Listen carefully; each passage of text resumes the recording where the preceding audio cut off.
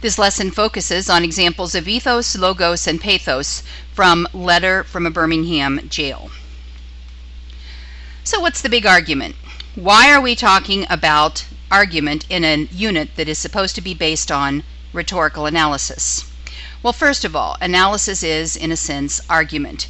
If you're writing a rhetorical analysis essay, you're trying to convince your reader that your interpretation is valid. Next, 2 of the 3 prompts for the AP language exam are argumentative. The ACT writing prompt is persuasive, argumentative. And besides, knowing about argument develops your ability to evaluate evidence, and that in turn develops your ability to incorporate strong evidence into your own writing.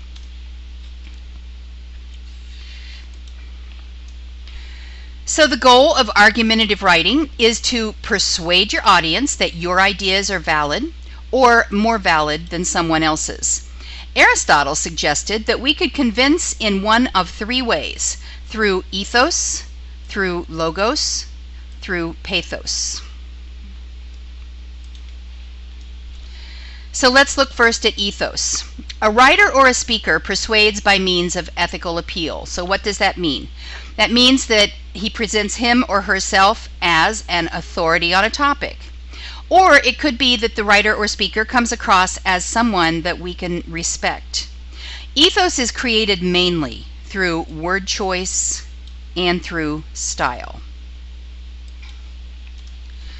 And logos, when a writer is using logos, they are convincing by means of reasoning. They make sure the internal argument is consistent. The claim should be clear, the reason should be logical, and the support should be convincing. But also, when you look at facts or statistics, you are looking at logos in a piece.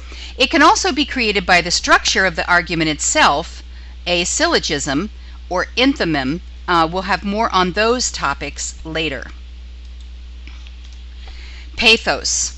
When a writer is dealing with pathos or a speaker is dealing with pathos, we're talking about appealing to the audience's sympathies or to their imagination. We're trying to persuade the audience to not only respond emotionally, but to identify with the author's point of view. Usually, pathos is created through narrative, a little story, which makes abstract ideas such as justice or suffering real and palpable for the audience. In this lesson, you will identify instances of ethos, logos, and pathos. You're going to analyze the 3 arguments Martin Luther King Jr. makes for being in Birmingham, evaluate the evidence that he gives for each argument, and then identify the shift in tone after the introductory section.